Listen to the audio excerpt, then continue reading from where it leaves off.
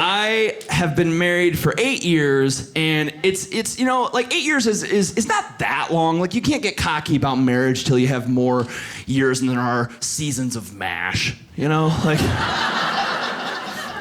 But 8 years is enough that the in-laws have stopped taking bets on when it's gonna end, like it's like a.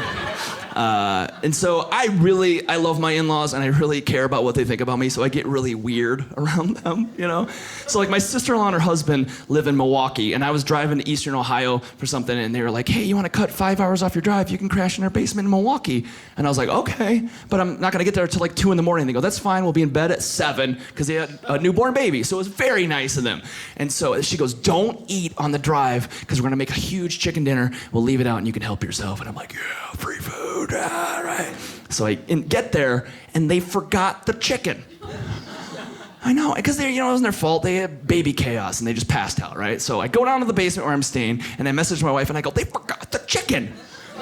And she goes, just go up to the fridge and get something. And I was like, oh, what?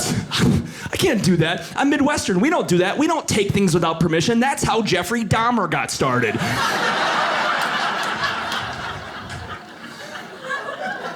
And I married a very strong-willed, no-nonsense wife, and she goes, do it! And I go, no! And she goes, if you don't go up there and get something out of the fridge, I'm gonna call my sister's cell phone, wake her up, and tell her you're too big of an idiot to feed yourself.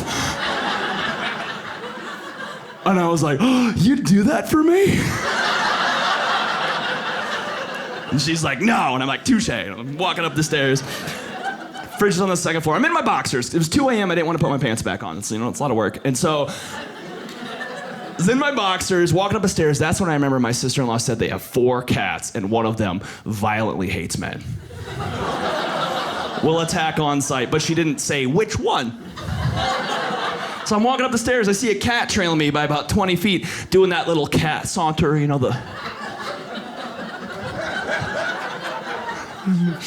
I was like, oh, is that the one? Is that the guy? I don't have cats. I didn't. I was like, oh, he's just a cat. He's 20 feet away. What's he gonna do? Yeah.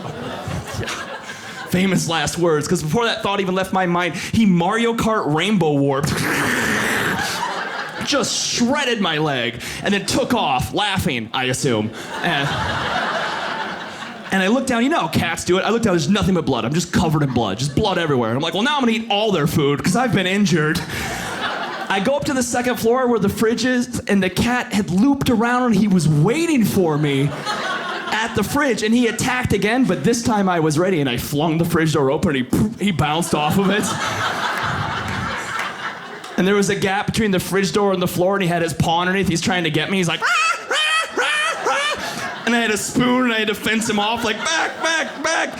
I'm under attack. I'm like, there's no time. 4 pudding cups. That's dinner, I guess. And I run down to the basement. I think I'm in the clear. I look down, and there's white carpet, brand new white carpet, all of my in-laws. Yeah, and I'm bleeding. I'm Rorschach testing, just all over the place.